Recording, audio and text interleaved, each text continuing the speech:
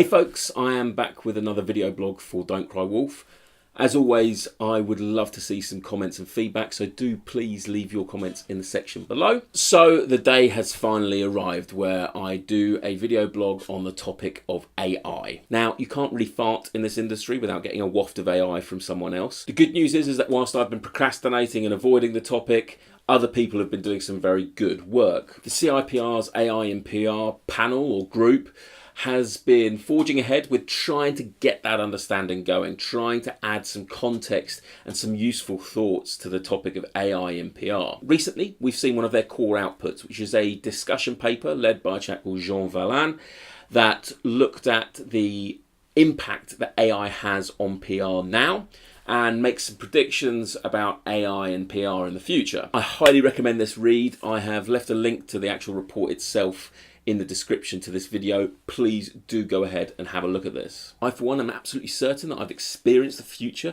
of AI, and they were represented in the form of some clients and some managers who were sent from the future to exclusively make my life miserable. But let's put that to one side. Here are my 4 takeaways from the report. Okay, so my first one is when most people talk about AI, they have no idea what they're actually talking about. We are 100% in the AI washing era. Every tech supplier in our industry seems to be changing their wording or their messaging to say that they have some form of AI in their software without, by the looks of things, ever actually changing their software. So either these guys are geniuses and predicted the future and have baked in AI from the 1990s, or they're talking bollocks. And actually the problem is that all of this chatter around and all of this nonsense around something being AI when it actually isn't and marketing it in that way is causing a lot of confusion. One of the things which I quite like about this discussion paper that we've seen is that it sort of identifies the fact that actually true AI, true machine learning is really fucking hard. And not a lot of people have that in their tool set. So developing an understanding of what is and what isn't AI is probably the first step to really understanding whether it has an impact on our jobs. So my second takeaway is that we absolutely love to panic in PR. There is a formula to how PR reacts to big global mega trends.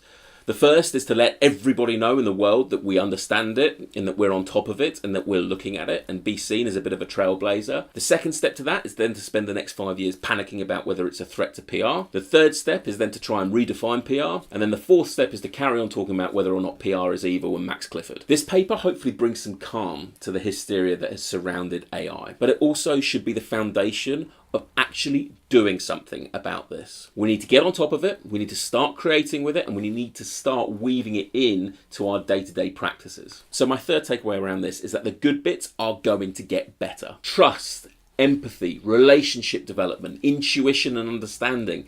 These are core skills within our industry. The problem is we spent a lot of years taking those core skills, putting them to one side, and selling volume. We've been selling a lot of repetition. We've been selling a lot of automation as part and parcel of our PR. So instead of focusing on things like trust, how we build more trust with our clients or with our managers, or how we help our clients or our brands build trust with their audiences, we focus on doing more things. Well, doing more things is not going to last. Instead, the EQ of brands and professionals, the understanding and the intelligence that we can bring to a situation, the strategy and the creativity of what we do is what is going to be held as most important and fundamentally the only things that we are really going to be able to sell. Conversely, the fourth takeaway that I had was that the bad things are going to be booted. I was recently at an industry event where I was told that a client had requested that over 50% of their entire PR budget was spent on reporting. So measuring impact without actually spending money to actually go and create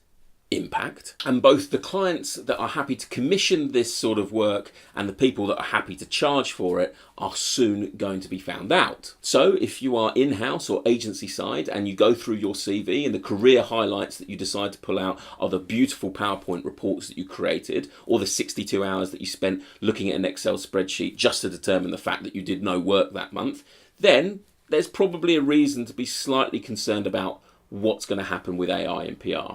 So those are my 4 takeaways, and the paper actually has a really lovely stat in there, which is that 59% of what we do, the skill set that we have as PR practitioners, is not really under threat from AI. So the thing that I'm going to now do and now ensure is that my development and what I offer and how I grow as a career person in this industry is going to be firmly rooted in that 59%. 100% of what I do needs to be in that 59% skill set. If your ratio swings the other way and you're spending a lot more of your time focused on that 41%, then now is the time to start changing it. So what do you think? Have you read the report and have some different conclusions? Do you think that AI is not really going to be as pervasive as we're all talking about? I'd love to hear your thoughts. Please do leave them in the comments section below, and I look forward to seeing you next time.